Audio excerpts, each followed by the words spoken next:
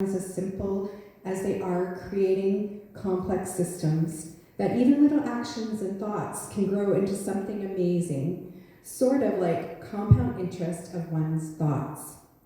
February's theme is radical interconnection. We often emphasize the science in Science of Mind, but life itself is just as much an art as it is a science. When every breath we are creating, with every breath we are creating never in isolation, but in harmony with all living beings, past and present. Each moment we weave and are woven into a vast interconnected tapestry of existence. As conscious creators, we are called to actively shape and transform the world around us. The recommended book for February is Thich Nhat Hanh, Zen and the Art of Saving the Planet. Today's inspirational talk: when we free ourselves from the idea of separateness, we have compassion and understanding, and we have the energy we need to transform ourselves and the world. Let's welcome to the stage April Johnston-Ulrich with her talk, Emptiness, the Wonder of Interbeing.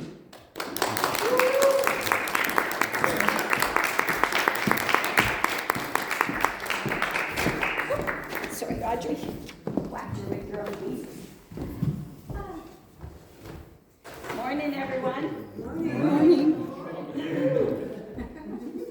Isn't it beautiful? That sunshine? Boy, we're lucky to have this south-facing windows. Now, can't you just see the whole thing loaded with solar panels? Am I letting it out of the bag a little soon?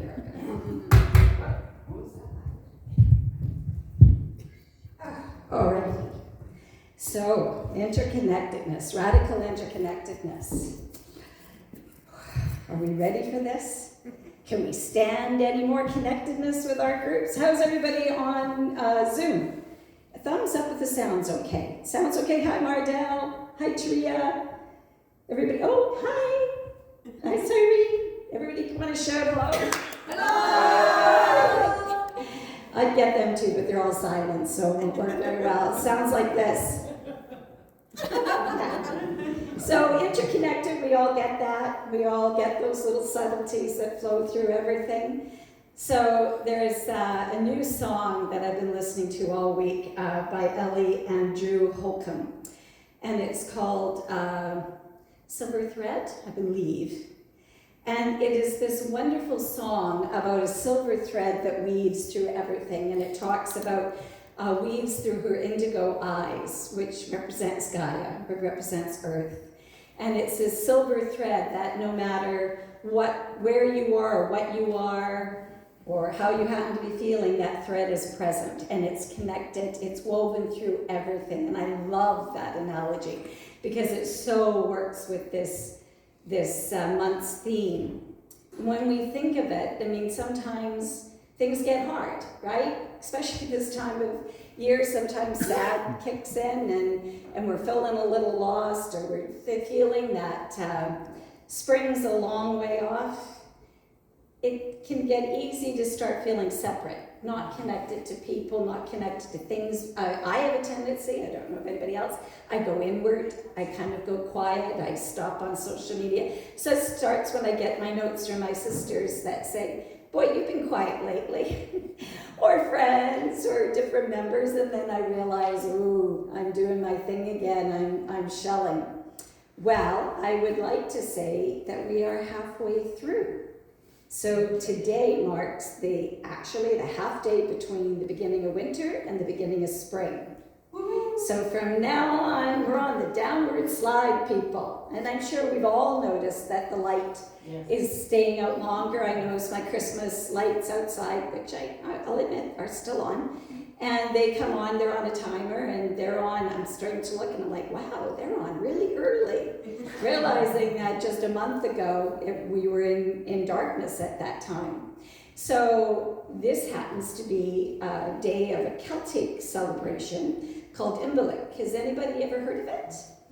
Yeah, so this is on, oh, and I forgot my shawl, but what the tradition is, it's a Celtic tradition, and it is somewhat the goddess Bridget, which is a Celtic goddess, is associated with this holiday. And a lot of nature spiritualists, people from the Wicca community, etc., celebrate this day. And I think we've kind of moved it into Groundhog Day. But the whole point of it is, so what you do the night before, following my Irish tradition, is you take a shawl and you place it outside for Bridget to touch in the evening. And she's noted for healing, and she's noted for fire. I think I left mine out too long because I've been sweating all morning. So she's putting on the heat, but then you put it on your shoulders anytime that you want that blessing throughout the year. Now, of course, this doesn't have the power. My belief in it has the power, but isn't it always wonderful to have these little traditions or these little touchstones that help us move through? So here's an interconnectedness, right? This is something, we talk about when people are sad or when they're feeling down or they need, they're sick. What is one of the first things we offer them? Usually a blanket or a shawl, something to keep them warm. Oh, let me cozy you up. Let's get you cozied on the couch, or let's get you into bed.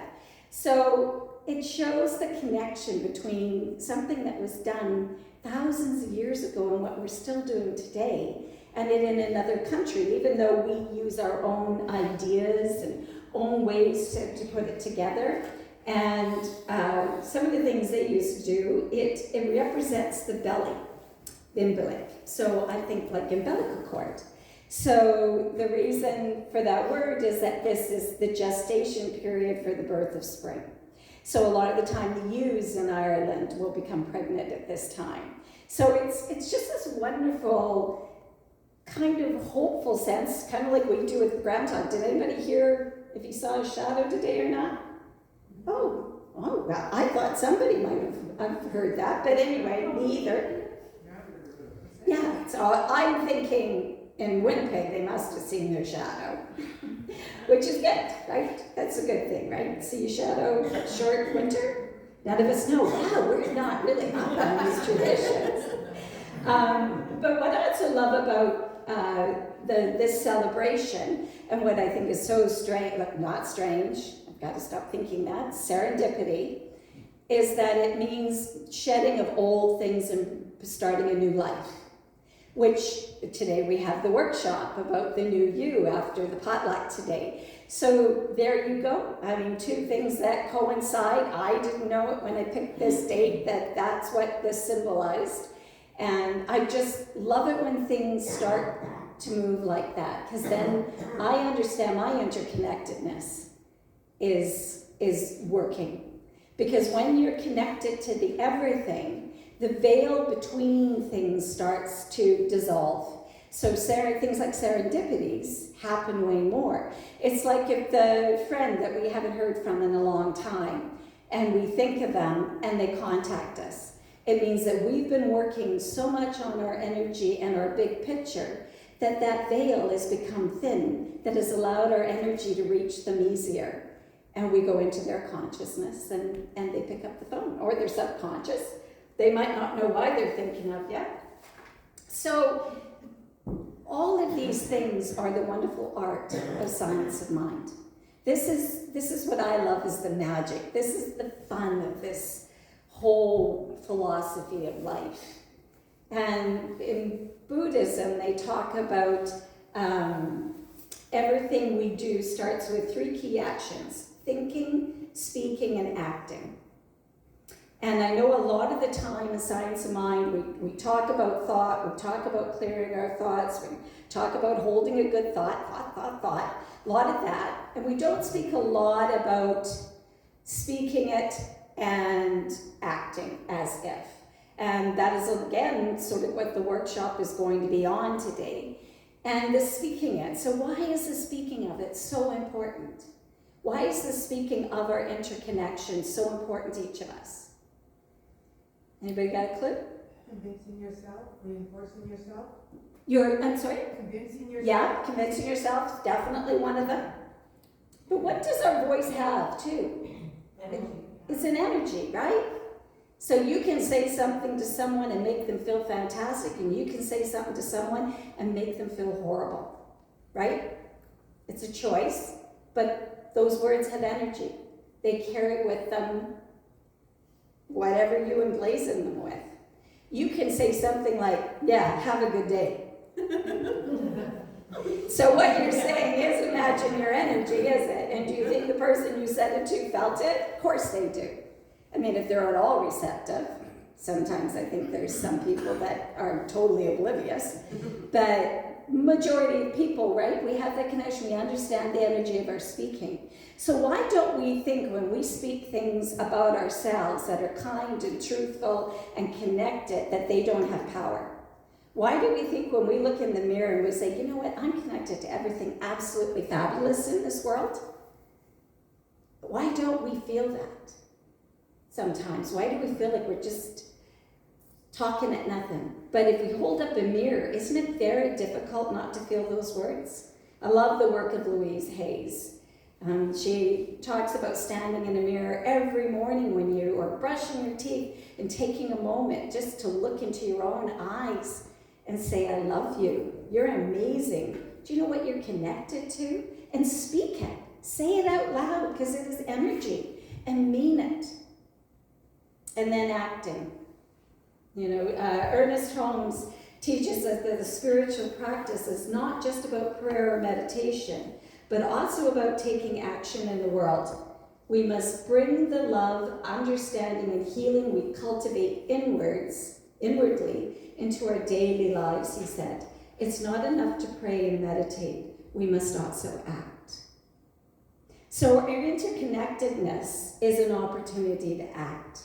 Because we're not only in our own little world, we're not in our own little shell. We understand our responsibility to the whole. If you have your pet, you understand it's your responsibility to feed it.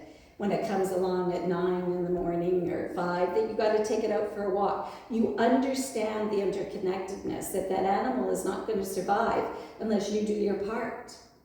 So it's an outward act. So what in your life do you really want to see exist, continue, thrive, be amazing, and yet you maybe haven't put any action into helping it do so?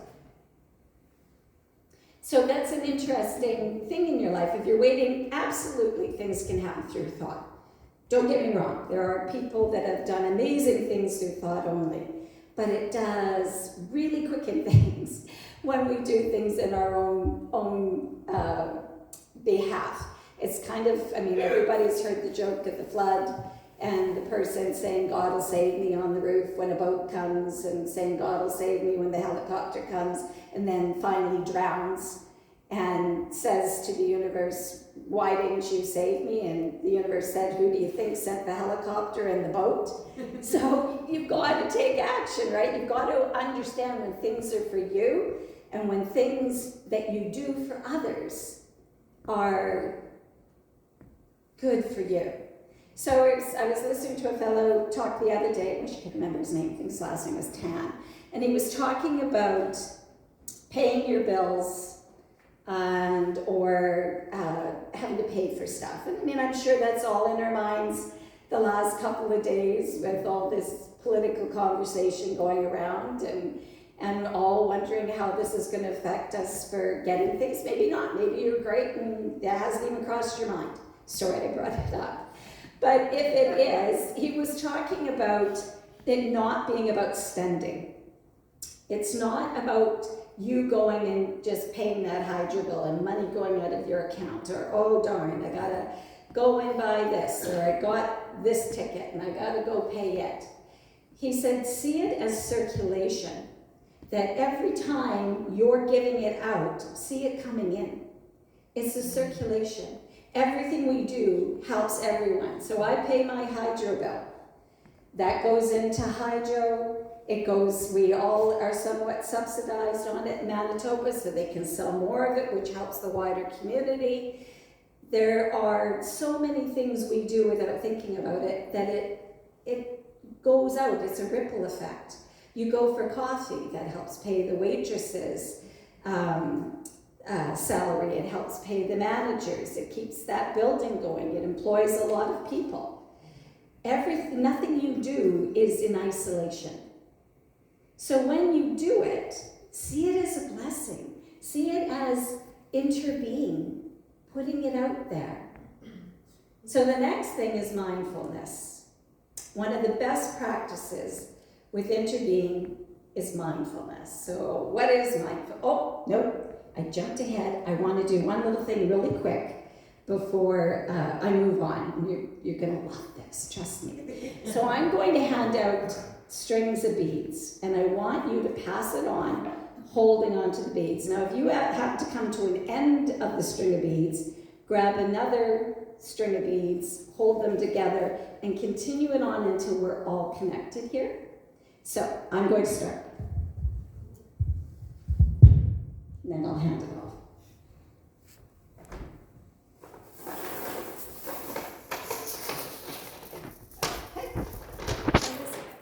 Could I trouble you to take this? I'm going to hold on to my end and then grab the beads. You might have to grab another one, if you wouldn't mind. Thank you. Yeah, just hold it. You might want to get Barb in there. Huh? You might want to get Barb in there. Yeah, maybe two. We could be here for a little while. A little boring for Zoom. Sorry, guys. I would love to hand you one of these beads, but I might give you a shot at the end so you can.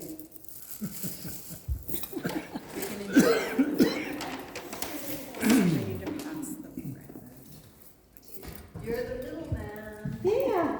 Like that. So right now, they're at lightning speed, passing these beads and connecting all to each other.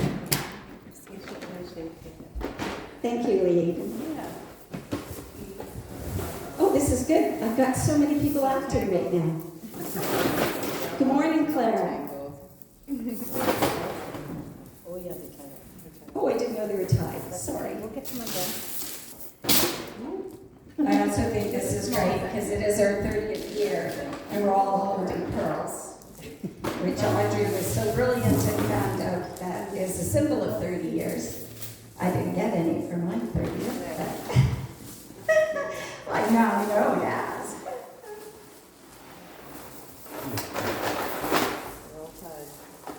Yeah, if anybody else wants to come and grab some, and Yeah, they're all just little. as long as everyone's connected, it doesn't matter how we get there. What's going to be really fun is if anyone has to go to the washroom. We're all going to be running towards the door. Yeah. Just as long as we're connected. You just introduced an idea. So, we're almost there, everybody. We've got a nice crowd this morning. Is the sound still okay, or is it popping in and out again? Oh, great.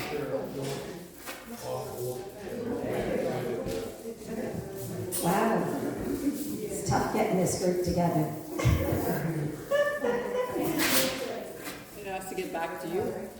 Sorry? No, we're all connected, just as long as everybody's got a hold of the beat that everybody else has. Now let's skip. Elizabeth and I can do the skipping. Great, wonderful. So of course, oh, Barb's not connected. Get in there, Barb. Okay. That's going to be tough standing there the rest.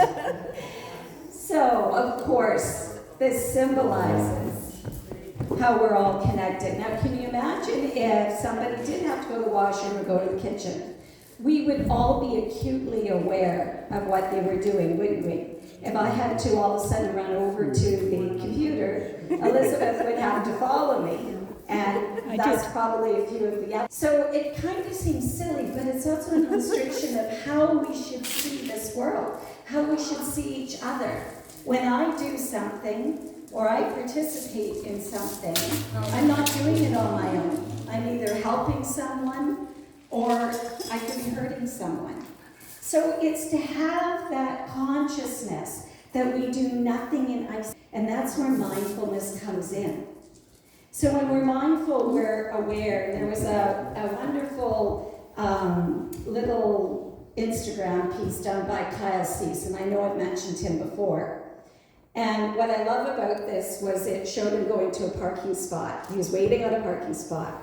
And before he could pull in, another guy took it from him.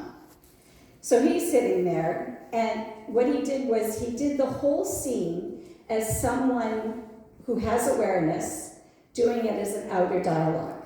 So what he said is, I was sitting here, says to his friend that's in the car with him, I was sitting here, and because I was waiting, I assured myself that that parking spot was mine and belonged to me because I was the one waiting, and that guy just stole something from me.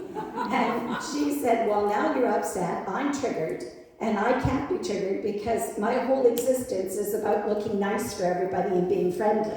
And he said, well, I want you to see me as a strong man for you, so I'm going to get out of the car and yell at this guy. So he goes over to the guy that stole his parking spot, and he said, I'm sorry, he said, but I was in a hurry. He said, not that I have anywhere to be, but he said, I just assumed since I'm not where I want to be that I'm in a hurry to get to somewhere else. The guy rolls, and he said, and you took my parking spot. And the guy rolls down his window and he said, listen, my little brother, when I was younger, my little brother was doing way better than me. He said, so I became competitive at a very early age and learned that you must take things or no one will give them to you.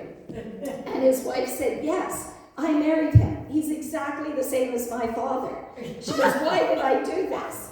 She said, he's competitive about everything. To which Kyle said, well, now what do? He said, because you have a legitimate reason for this. He said, I'm feeling a little awkward. Then a guy pulls up in a huge red truck, and he goes, this has nothing to do with me, and I could go around, but I feel insignificant and not enough. That's why I drive this huge red truck. So I'm going to sit here and act indignant that you're all in my way. And then another fellow comes around, and he's in the car, and he said, I'm trying to live for my higher self and not be in drama, but I'm not winning at this, so I'm totally going to get involved. So what was so much fun about the whole thing was you heard the dialogue of people that were aware. It wasn't just, this is happening to me, that idiot stole my parking spot. It showed that if we had mindfulness and awareness, what is truly happening. So I started doing this about 4 or 5 days ago. And I forgot what there was, my husband and I were watching the hockey game. And I had asked him to bring down, I had asked if there was any of our San Pellegrino drink that I like. And he said, yeah, it's over in the little bar fridge. So I said, okay. And then I said, where is it in there? I didn't want to turn on the light because we had the projector with the hockey game going. And he said, yeah, it's in the case. So anyway, I take out the case, I take out a San Pellegrino, I go sit down, I open it up, it wasn't a San Pellegrino. It was one of my mint drinks, which was fine, except I really wanted the peach Pellegrino. So anyway, I said to him, well, this isn't right, this is the mint drink.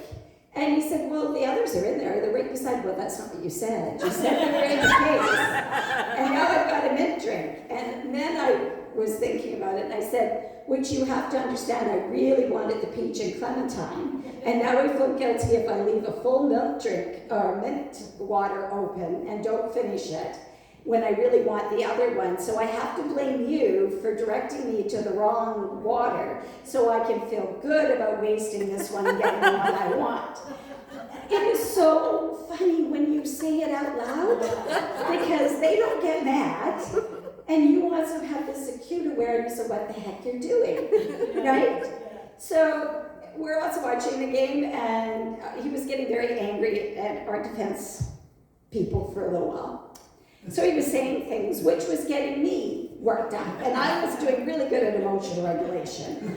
So I knew it couldn't be me that was getting worked up over the situation. It had to be him making me feel worked up over the situation. To which I said, I am well aware that you have an emotional reaction to how the defensemen are playing, but obviously it is affecting me in some way, which I know it really isn't, and I have to take responsibility for the fact that I am emotionally getting charged, and I need to go regulate myself. It's really strange when you do it, because you understand your thoughts aren't you, that you're doing all these things because you have these momentary feelings, and you got to justify them. That's mindfulness, right? That's total mindfulness. So try it. Try it when you go to react to something. It's really easy if you're being triggered, because that's the one we can connect with, usually the fastest. And just say, what is it? What's the fear here? Why am I getting angry? Because anger is always fear, right? What am I worried is going to happen? You know? And then say it out loud. I'm aware I'm doing this. I'm aware I'm talking like this. I'm aware I'm running like this because I'm getting triggered by this and I feel like I should be doing something different. And it's amazing. It really does change a lot of things. So transformation happens when we embrace interbeingness and mindfulness. We begin to see that everything is interconnected. Our health, our economy, our environment, the well-being of others.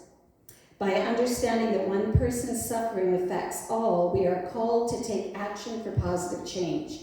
As Haile Selassie said, it has been the inaction of those who could have acted that has made it possible for evil to triumph. Now, I'm not a really big believer in evil. I just believe in things that miss the mark or maybe are not what we want, but I understand that things we could certainly describe as evil exist in this world. And it has been the silence of some, it has been the inaction of some that have caused these things to come into being. But I don't want to go that heavy today. So it'd be more like what things kind of you feel happened to you in your life that you didn't like, but when you really think about it, you didn't take the action to stop it or you never spoke up about it. So if someone really hurt your feelings and you never told them, or if someone cheated on you or took something from you and you never spoke up, you just allowed it. You just said, oh, well, let it go.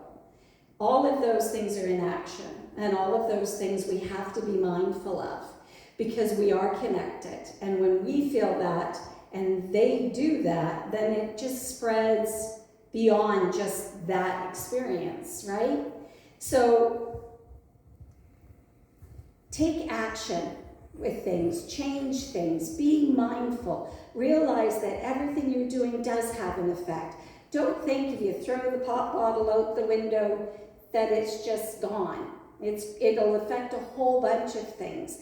Think about when you don't contribute to something or you don't participate in something, and yet you always expect it to be there, right? When you're ready for it or where you want it. So think about those things for action. Realize that you are the contribution to the whole. You are part of the divine that if you're not there, it does not exist. It doesn't have that experience in being. So I encourage you to step up, to understand how connected you are, to think of this analogy every time you go to move, go to do something.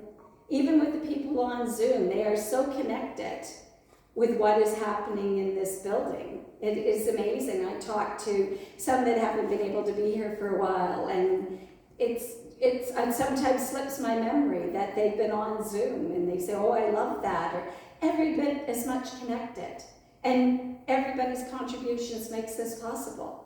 It lets us pay for Zoom, lets us pay for YouTube, that allows this connectedness to be more visible, to be more mindful of it. So I thank you for that.